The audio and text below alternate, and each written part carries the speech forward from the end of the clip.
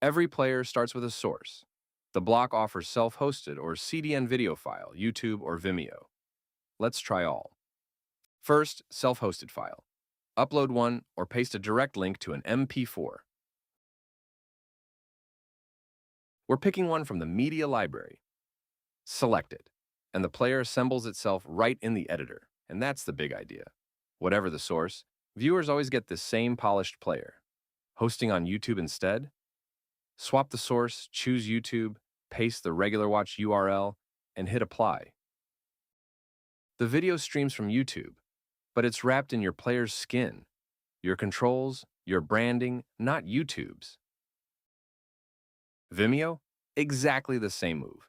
Reset the source, pick the Vimeo card, paste the link, and apply. And here's our Vimeo film, festival laurels and all, playing through the very same interface. One finishing touch, a custom thumbnail from the media library. Set your own poster.